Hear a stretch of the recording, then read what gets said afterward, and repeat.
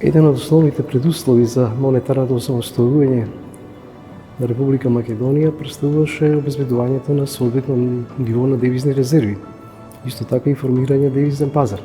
На почетокот на 1991 година декември, владата донесе одлука со која овласти Народната банка да го формира девизниот курс на денарот и да започне со формирање на девизните резерви. Првата курсна листа на динарот Народната банка ја објави на 7 декември 1991 година со важност од 9.12.1991 година. На денот на монетарното самостојување, Народната банка располагаше со само околу 3 милиони долари девизни резерви. На 27 април 1992 година владата донесе одлука за формирање на курсот на домашната валута и на денот на монетарното самостојување утврди фиксен девизен курс на ниво 360 единици за една германска марка. Народната банка со нејзиниот растечки институционален капацитет имаше доминантна улога во подготвувањето на актите и спроведувањето на активностите поврзани со монетарното самостојување, издавањето на македонски пари, формирање на девизните резерви и стопирање на растот на инфлацијата и на девалвацијата. После монетарното самостојување, трговијата со девизи сепак се одвиваше главно на така речениот црн пазар, а девизниот систем на Република Македонија во суштина остана непроменет. Девизните и надорешно трговските трансакции надвор се вршија врз основа на закони преземени од поранешната СФРЈ. Така, несоодветноста на наследениот девизен систем беше една од причините за незадоволителните резултати од првата антиинфлацијска програма.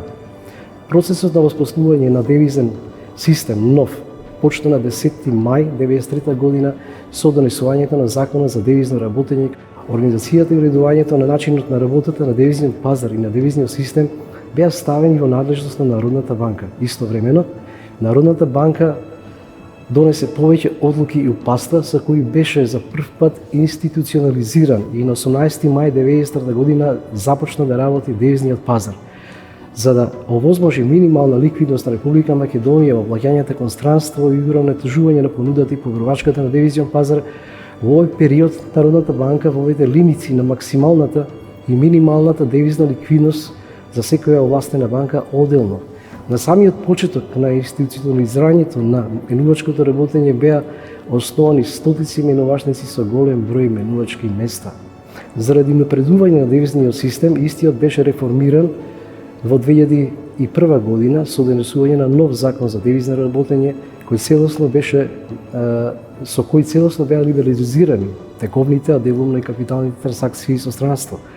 Беше возможено девизно кредитирање во земјата и беше либерализирано кредитно задлужување во странство. Врз основа на новата законска рамка, Народната банка во периодот од 2002 година наваму правеше значителни измени во областта на девизното работење, по насока на упредување, зголемување на ефикасноста на интервенцијската улога на Народната банка на девизниот пазар. Народната банка започна постепено да се повлекува секојдневното директно учество на девизниот пазар. Веќе од 2001 година го напушти миноричкиот пазар со договорно ангажирање на неколку банки кои ги исполнуваат условите за пропишани од Народната банка, да бидат нејзини поддржувачи на девизниот пазар. Секојдневните интервенции на Народната банка и притисоците врз девизниот курс на денарот почна да се намалуваат, што позитивно влијаваше врз нивото на девизните резерви и врз улогата на девизните трансакции во помирањето на монетарната политика и нејзиното спроведување. Во периодот непосредно пред и после монетарното самостојување, во реформите на девизниот систем и формирањето на девизните резерви, учествуваа голем број стручни лица од Народна банка кои имаа стручна и поддршка од страна на гувернерите, вице-гувернерите и Советот на Народна банка, за што сите заслужуваат голема почит и благодарност.